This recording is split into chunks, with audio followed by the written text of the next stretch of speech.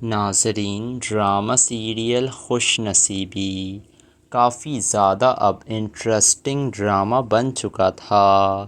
اب یہاں پر گل رخ کے گھر گیا ہوا تھا ہمایوں، اور وہ گل رخ کی ماں سے باتیں کر رہا تھا۔ گل رخ کی ماں کہہ رہی تھی، بیٹا گل کو سمجھاؤ، یہ شادی کرنے کے لیے راضی نہیں ہو رہی ہے۔ یہ سن کر کہتا ہے ہمایوں کہ اگر آپ تیار ہو جائیں نا تو آپ کی طرح کوئی معقول شخص مل جائے گا آپ سے شادی کرنے کے لیے۔ یہ سن کر گل کہتی ہے کہ مجھے اپنی زندگی کا ساتھی نا نرمین کے شوہر جیسا چاہیے۔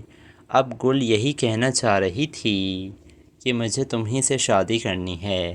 دوسری طرف یہ نہال جو تھا وہ آتا ہے ارمین کے پاس گھر میں اور کہتا ہے کہ یہ بات تو تم بھی جانتی ہو نا ارمین، کہ ماہین جو ہے وہ تمہاری جوتی کی مٹی کے برابر بھی نہیں ہے۔ اس سے شادی تو میں نے اسی وجہ سے کری تھی تاکہ ہم دونوں ایک دوسرے کے قریب آ سکیں۔ یہ کہہ کر وہ ارمین کا ہاتھ پکڑ لیتا ہے اور اسی وقت ماہین گھر کے اندر داخل ہوتی ہے اور وہ دونوں کو ایک دوسرے کا ہاتھ پکڑے ہوئے دیکھ کر سمجھ جاتی ہے کہ یہ دونوں مل کر مجھے دھوکہ دے رہے ہیں، اور وہ ناراض ہو کر اندر چلی جاتی ہے۔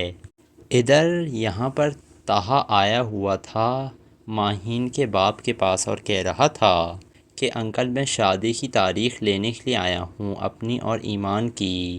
تو سراج صاحب صاف کہہ دیتے ہیں کہ بیٹا رشتہ تو پکا ہو گیا نا، تم لوگوں کا منگنی کر دی میں نے، لیکن جب تمہارے ماں یا باپ میں سے کوئی آئے گا تب ہی تم ایمان سے شادی کر پاؤ گے۔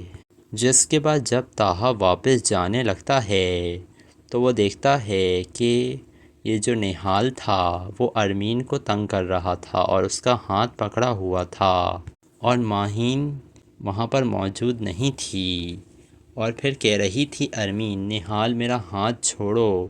اور پھر طہا یہی کہتا ہے ایمان سے کہ آخر گھر میں یہ سب کچھ چل کیا رہا ہے۔